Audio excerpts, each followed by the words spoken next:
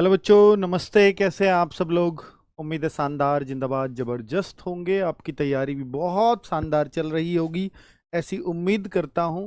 मेरे भाई, RRB NTPC graduate level का आप सब ने पेपर देखा होगा, और पेपर में वाकई में दम आया था। कोई कहता हो कि आसान पेपर था, बिल्कुल नहीं था। जीएस ने रुलाया है बच्चों को, और जीएस आगे भी परेशान करने वाली है। मैथ रीजनिंग ऐसे थे कि बच्चे बहुत आराम से और खुश हो करके आ रहे थे कि 30 में से कोई कह रहा था कि मैं 27 28 करके आया हूं, कोई 29 30 कह रहा था। तो हालांकि सबकी सच्चाई अभी आंसर की आने वाली है, 1-2 दिन में अपलोड हो जाएगी। उसके बाद एकदम क्लियर पिक्चर होती है, क्योंकि बच्चे, जब हम पेपर दे करके आते हैं ना, तो हमें लगता है कि मैं सब कुछ सही करके आया हूँ। लेकिन जो सिली मिस्टेक होती हैं, हालांकि जो बच्चा मॉक टेस्ट देता है तो वो कम से कम हो जाती हैं, पर फिर भी ऐसी कुछ मिस्टेक्स जरूर आपके सामने आएंगी। यार, ये तो मैं बिल्कुल श्योर था, पता नहीं कैसे गलत कर दिया, मैंने उत्तर ये लगाया भी है नहीं लगाया। ऐसे भी बहुत सारे डाउट्स होते हैं। तो मेरे भाई, आप अभी ये पेपर कहना कि मैथ रीजनिंग बहुत आसान आए हैं, ये अब कहना और एक तब कहना, दोनों में अंतर होता है। तो मैथ रीजनिंग मैंने माना कि आसान आए हैं, सब बच्चे बहुत खुश हैं। रीजनिंग में भी बच्चे 30-30, 29-29, 30-30 का दावा कर रहे हैं। लेकिन उसके बाद पता चलेगा जब आपकी आंसर की आएगी कि आपके एक्चुअली जो जो लोग आंसर की से पहले 28 और 29 एवरेज स्कोर का दावा करते हैं, वो जरूर 25-26 तक आ जाते हैं। यानी इतना डाउन वो जरूर आता है, क्योंकि 2-3 क्वेश्चन तो वो जरूर जरूर ऐसे करके ही आता है जो नहीं करने चाहिए थे उसको गलती से, है ना। तो चलिए अभी बात कर लेते हैं मेरे भाई अंडर ग्रेजुएट लेवल की। मैं आज ग्रेजुएट लेवल की बात या उससे कनेक्ट इसलिए कर रहा हूँ क्योंकि ग्रेजुएट लेवल के एग्जाम आज खत्म हो चुके हैं, और 24 तारीख है चूंकि आज। और अंडर ग्रेजुएट लेवल का अब एग्जाम शुरुआत होने की देर है, और बहुत सारा बच्चा इसलिए वेट कर रहा है कि अभी 58 लाख का हुआ है, 63 लाख का तो अभी एग्जाम बचा हुआ है, लेकिन इनकी अभी कोई भी डेट डिक्लेरेशन नहीं हुई है। लेकिन आज मैं इसी के बारे में बात करने वाला हूँ कि मैं इसका क्यों एग्जाम की जानकारी देने आया हूँ, क्या रिसोर्सेज हैं, ताकि मैं जो है, क्या मेरे सोर्सेज हैं, सॉरी, कि जिनसे मैं ये कह पा रहा हूँ कि RRB undergraduate level NTPC exam जुलाई में ही होगा। ठीक है, चलो। और नहीं होगा तो कितने कम चांसेस है कि वो नहीं होगा, तो उस पर बातें करेंगे। और अब अंडर ग्रेजुएट लेवल के लिए आरडब्ल्यू क्या कर सकता है उसके बारे में बात करेंगे, और अभी आप बच्चों को किस चीज पर विशेष ध्यान देना चाहिए। ठीक है। हाँ, CBT 2 मॉक टेस्ट स्टार्ट कर दो। हाँ देखो, आरआरबी एनटीपीसी वाले ऐसे भी बच्चे हैं जिनको ये चिंता है कि अब मेरा ये तो पक्का पास हो गया, अब मैं दूसरे की तैयारी में लगूं। बहुत अच्छी बात है, ये होना चाहिए आपके अंदर।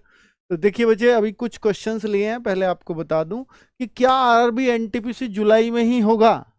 इसके लिए भी बहुत सारे बच्चे डाउटफुल हैं कि ये होगा या नहीं होगा। मैं कुछ प्रूफ के साथ आपके सामने बातें रखना चाहूंगा। जैसे अगर देखें भाई, ये तो डिपार्टमेंटल एग्जाम है, एक 8 जून में हुए, काम खत्म, क्योंकि डिपार्टमेंटल लोग होते ही थोड़े से हैं। जो ओपन भर्ती अभी एसएससी ने दी है, सिलेक्शन पोस्ट की, लगातार जून में सारे नोटिफिकेशन आए हैं एसएससी के अब तक। सीपीओ का तो ये स्किप कर गए हैं, सीपीओ का जो आना था, पर बाकी सब नोटिफिकेशन ये टाइम से दे रहे हैं। जैसे इन्होंने सिलेक्शन पोस्ट का दे दिया, स्टेनोग्राफर का दे दिया, और हिंदी ट्रांसलेटर का दे दिया, सीजीएल का दे दिया। बस ये स्किप हुआ है जो 16 जून को आना था, ये बाद में आएगा। और सीएचएसएल का भी ये दे चुके हैं, बिल्कुल क्रम में चल रहे हैं। आगे एमटीएस का भी इसी महीने आना है, और जेई का भी इसी महीने आना है। ठीक है, और बिल्कुल क्रम में इनका चल रहा है। लेकिन मैं आपको एक बात और बता दूं कि चाहे रेलवे हो चाहे एसएससी हो, रिसोर्सेज सब वही यूज कर रहे हैं। जैसे आपको बोलूं कि भाई, मान लीजिए इन दोनों का एग्जाम टीसीएस करा रही है, तो टीसीएस ने उन्हीं लैब से कांटेक्ट कर रखा है, आरआरबी के लिए भी और एसएससी के लिए भी, जहां पर बच्चों को बिठाकर एग्जाम दिलाना है ना। तो भाई, वो तो सेम कंपनी है, तो इसलिए सेम जगह कांटेक्ट करेगी। और ये भी तो लिमिटेड है ना इंडिया में, ऐसा तो है नहीं कि ये बहुत ज़्यादा हैं। तो उन्हीं रिसोर्सेज को यूटिलाइज करेगी। अगर कंपनी भी दूसरी होती तब भी रिसोर्सेज वही यूटिलाइज होते। तो अगर मैं आपको बोलूं कि भाई 24 जुलाई से आप देखो एसएससी के कैलेंडर पर ऊपर पूरी जगह थी। इसलिए क्या चल रहा था आपका, जून में भी आपके एग्जाम चले रेलवे के, उससे पहले भी रेलवे के एग्जाम चले, आरपीएफ वगैरह के, क्योंकि वो खाली था एसएससी का कैलेंडर। एसएससी के एग्जाम कब शुरू हो रहे हैं? 24 जुलाई से। सिलेक्शन पोस्ट 24 जुलाई से शुरू होगा। हर दिन एग्जाम है, क्योंकि इसमें भी बहुत बच्चे बैठते हैं, रेलवे में बहुत बच्चे बैठते हैं। तो देखो स्टेनोग्राफर 11 अगस्त तक पैक्ड। आपके अवसर इसमें ज्यादा बच्चे थोड़ी बैठते हैं भाई, बच्चे चाहे कितने भी बैठते हैं तो दिए भी तो इसलिए 5-6 दिन है उन्होंने, 5-6 दिन में वो फुल स्ट्रेंथ से करा देंगे पेपर। आपके अवसर बच्चे कम बैठते हैं तो भाई वो 4 दिन 5 दिन एग्जाम चल रहा है, बच्चे ज्यादा बैठेंगे तो ये 20 दिन चलेगा। और बच्चे तो पूरे ही बैठेंगे ना, सभी लैब्स भरी हुई होंगी। तो कुल मिलाकर के स्टेनोग्राफर फिर 6 अगस्त से चल जाएगा, वो 11 अगस्त तक चलेगा। 12 अगस्त देखो एक एक दिन पैक कर रखा है। और 12 अगस्त का आपका कंबाइंड हिंदी ट्रांसलेटर का हो जाएगा। 13 अगस्त से 30 अगस्त पूरा सीजीएल चलना है। देखो कितना लंबा, 17-18 दिन। 17-18 दिन क्यों? क्योंकि बच्चे ज्यादा होंगे, 35-40 लाख बच्चे बैठने हैं। सब इंस्पेक्टर सीपीओ 1 से 6 सितंबर। तो ये 30 अगस्त के बाद जस्ट अगले दिन से शुरू हो गया। क्या यहाँ भी जगह है?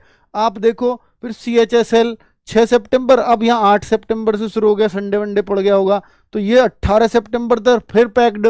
फिर 20 सितंबर से 24 अक्टूबर MTSC चलेगा, ये बहुत लंबा चलता है। अब 27 अक्टूबर से फिर 31 अक्टूबर तक जेई चलेगा। फिर ये नवंबर दिसंबर दिया है, इसमें ये कर सकते हैं कि 15-20 नवंबर से स्टार्ट कर दें। नवंबर दिसंबर दिया है तो हो सकता है ये, और नवंबर दिसंबर भी सबका ही दिया, हो सकता है ये शुरू में ही हो जाए नवंबर के स्टार्ट। इनकी डेट नहीं दी दिल्ली पुलिस वालों की। तो मेरे भाई अब आप देखो ना कि अगर आपका एग्जाम 24 जुलाई तक इनके पास समय है, 24 जुलाई से पहले पहले एग्जाम कराने का समय है, उससे बाद में अगर ये जुलाई में नहीं हुआ तो आप देखो ना फिर इसके चांसेस नवंबर में पड़ेंगे। अब के बाद कि शुरू के 20 दिन 22 दिन नवंबर में ही करा दिया एग्जाम, और फिर नवंबर में दिल्ली पुलिस भी शुरू कर दिया। बाकी की तो डेट ही दी है ना, इसकी डेट नहीं दी। इसलिए मैं कह सकता हूं कि फिर अगर RRB NTPC under graduate level अगर अब एग्जाम नहीं हुआ, जुलाई में एग्जाम ये नहीं करा पाए, तो इनके पास नवंबर है। क्या इतने दिन बच्चे रुकेंगे क्या? आप देखो ना, 7वां महीना और कहां फिर 11वां महीना, तो 4 महीने पीछे हट जाएगा क्या? और ये भी तो चाहेंगे ना ग्रेजुएट लेवल के साथ ही अंडर ग्रेजुएट लेवल चले।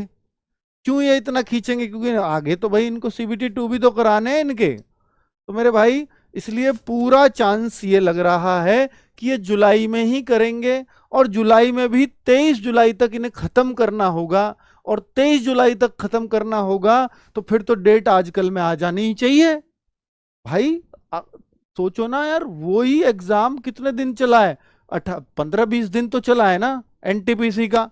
तो अगर ये 15-20 दिन चलेगा, ये तो उससे ज्यादा ही दिन चलेगा, क्योंकि ये तो 63 लाख बच्चे हैं, वो 58 लाख बच्चे थे। तो अगर इसकी मैं बात करूं तो ये तो फिर भाई ये तो 5 जुलाई से कम जल्दी से जल्दी ये 5 जुलाई से स्टार्ट हो जाना चाहिए 100%। और अगर ये 5 जुलाई से स्टार्ट हुआ तो अब तक डेट क्यों नहीं आई? इसमें ही दिन 5-6 बचे हैं, 5 वो क्या 10 दिन पहले ही डेट आएगी?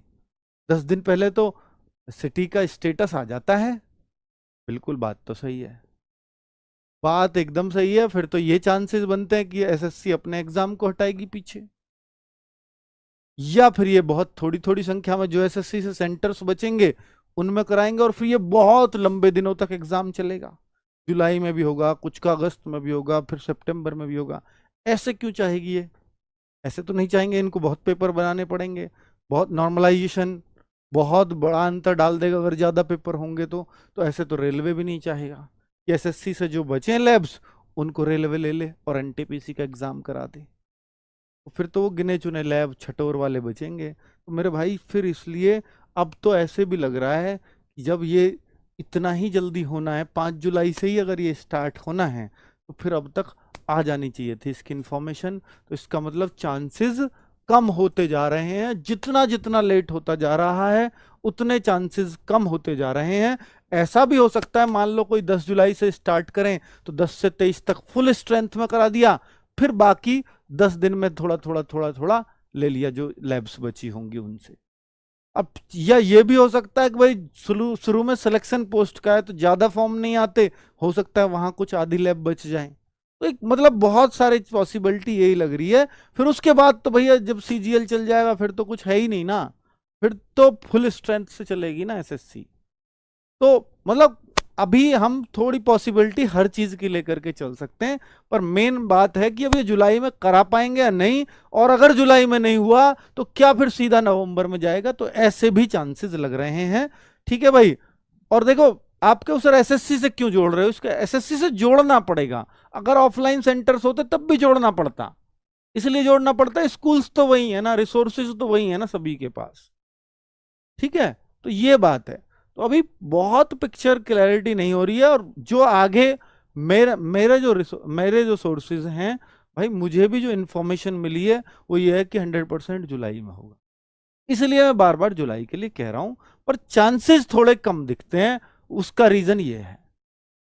ठीक है, चलो तो एग्जाम का अब चलिए ठीक है भाई, अब एग्जाम कराना तो हमारे हाथ में नहीं है, वो तो उन्हीं के हाथ में है। अब इस बात कर लेते हैं कि भाई फिर अगर एग्जाम कराया तो अब एग्जाम का क्या असर रहा, थोड़ा सा उसके बारे में ध्यान दे लेते हैं। जीएस के लेवल ने हर किसी को परेशान किया है। मैं आपको इतना बता रहा हूं कि जो ग्रेजुएट लेवल में आया है, प्लीज उसको ध्यान से सुनना मेरी बात। ग्रेजुएट लेवल हर एक बच्चा संतुष्ट दिखेगा जो मैं बोलूंगा, कि जो पेपर दे के आया उसको पता है भाई मैथ्स है ना, एडवांस मैथ के क्वेश्चन ही नहीं है, 4-5 हैं इसमें, 2D 3D, एक ज्योमेट्री, एक ट्रिग्नोमेट्री, अलजेब्रा देखने कोई नहीं है, 4-5 गिनती के क्वेश्चन है 30 में से। तो इसका मतलब आपका भी मैथ्स में एडवांस वगैरह तो आना नहीं, तो आप जो है मैथ्स को ये मान लो कि जब उनका 27-28 करने लायक आया है, तो मैथ्स को तो आपके को हार्ड नहीं बनाने वाले वो अंडर ग्रेजुएट, वो ग्रेजुएट लेवल था, ये अंडर ग्रेजुएट लेवल है, आपके को हार्ड कैसे बना देंगे, जबकि CBT2 तो आपका भी होना है, ऐसा नहीं है कि एक ही पेपर में सिलेक्शन हो जाना है। तब तो वो हार्ड बना भी सकते थे, मान लेता ये एक ही पेपर है इसलिए ये हार्ड बनेगा, तो ये हार्ड बनने का तो चांस उससे है नहीं। तो इसका मतलब है कि अगर जो मैथमेटिक्स की थोड़ी बहुत भी तैयारी कर रहा है, वो 27-28 क्वेश्चन अपने आप को इसको पहुंचा दे रहा है बहुत आराम से। ठीक है, इसलिए मैथ्स की टेंशन लेके मत जाओ, ये मुश्किल होने वाला नहीं है। रीजनिंग की बात करूं तो रीजनिंग हर अच्छा पढ़ने वाला बच्चा तो 30 कर दे रहा है, लेकिन जो एवरेज बच्चा है वो भी यहां 27-28 ही करके आ रहा है। तो रीजनिंग मैथ्स में किसी तरह की कोई समस्या किसी भी बच्चे को नहीं हो रही। 2-3 क्वेश्चन लेंदी हैं तो वो हैं तो हैं भाई, बाकी तो बहुत आराम से हो रहे हैं। पर अब बात आती है एक ही चीज की, वो है जीएस। देखिए 27-28 में वो आपकी बात है कि वो आप 25 कर पाओ, 26 कर पाओ, वो आपके मैथ की कैपेबिलिटी के ऊपर है, उसको तो मैं नहीं कह सकता। लेकिन जीएस की अगर मैं बात करूं तो मेरे भाई ये यहां पर 40 क्वेश्चन जीएस के आने हैं, और 40 में से 50% करना मुश्किल हो रहा है बच्चों को, 20 नहीं कर पा रहे हैं बच्चे।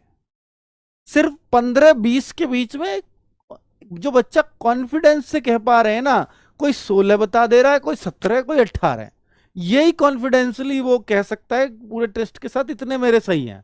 अब कोई बहुत ही होशियार बच्चा है तो 20+ कर दे रहा है, जिसकी जीएस की अच्छी जीएस अपनी मानता है। लेकिन एवरेज बच्चा जो घूम रहा है वो 15-18 ही घूम रहा है भाई, 15 से 18। अब ये तो बहुत कम स्कोर है आपके। और सर अब तो पेपर थोड़ा कम टफ आएगा। देखिए अगर पूरे पैटर्न ही चेंज कर दिया, पैटर्न का मेरा मतलब है कि ये 40 में से ये 15 से 20 क्वेश्चन करंट अफेयर्स के पूछ रहे हैं, बताओ।